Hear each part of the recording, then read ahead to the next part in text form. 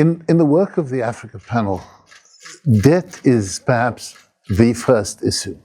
And it's important because the debt service costs have squeezed or are squeezing out the development expenses like health and education. And that's a major issue. And frequently this happens in circumstances where countries haven't borrowed more, but the interest rate burden has increased very rapidly. And that is a big, big issue. I was privileged to be part of the UN Secretary General's expert panel on debt, and we've looked at this in some detail. The expert panel has made 11 recommendations to deal with debt going forward, because debt squeezes out development. It impoverishes countries, actually. It's the only thing that is really shared by people, and we need to develop a handle on debt. Part of dealing with debt is also understanding the cost of capital, and there are elements of the cost of capital that needs particular attention. Included in that is the credit ratings. When countries borrow and the interest rates are very high and they increase in time, then there's a bigger problem going forward. The third aspect of debt is working with Africa to ensure that we develop domestic capital markets. If countries could borrow in their own currencies, then they don't carry the exchange rate burden. Because when you have a fluctuation, many countries borrow in dollars or euro, and when their own currencies depreciate against those hard currencies, then the interest rate burden becomes unsustainable. And those are the reasons why debt is as important to Africa as we're suggesting it is. The current geopolitics, I think, will have a disastrous impact. Let's step away from South Africa at the moment. Let's look at a country like Lesotho.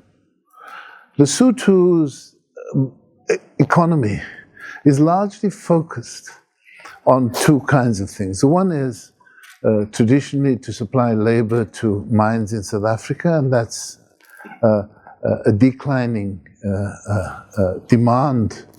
And the other is apparel manufacturing for the US in particular. A number of US companies like Levi Strauss have set up production facilities in Lesotho.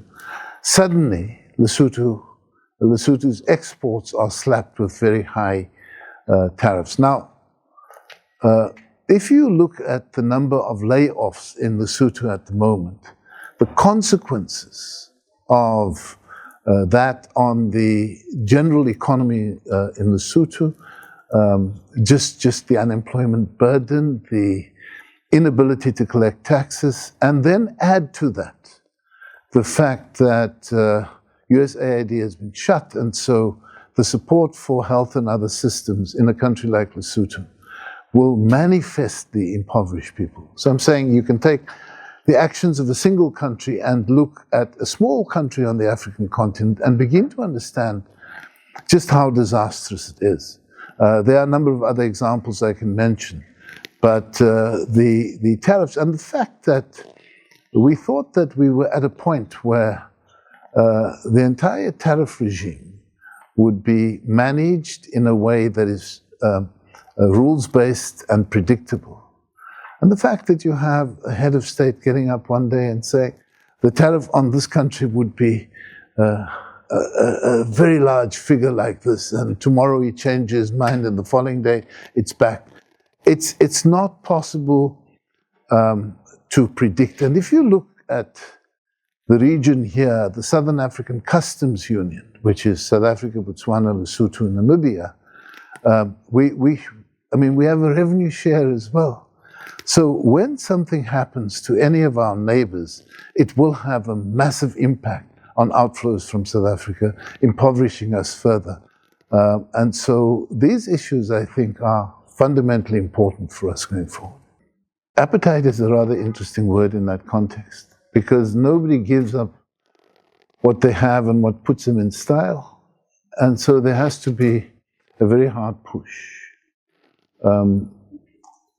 In the room, I was able to do a report on behalf of the Africa panel, and there were many, many positive comments.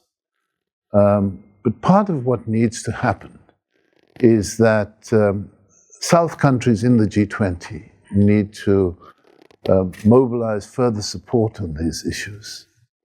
And what the Africa panel is focused on is having an implementable program. And so we will develop norms and standards, and I think part of what we hope the African continent will pick up is the desire to hold the feet of the rich north to the fire. It's not going to happen just because there's a change of appetite. There needs to be a lot of pressure, there needs to be an understanding. Part of what I'm saying happens in the lives of people. You shut down USAID just as a capricious act. The consequences in the lives of people, it's not as though there's been any warning. There's no notice period that says in 3 years' time we're going to start scaling down. You just guillotine the end of expenditures, and that creates havoc in the lives of people and creates massive havoc in the decision-making ability of governments in the region.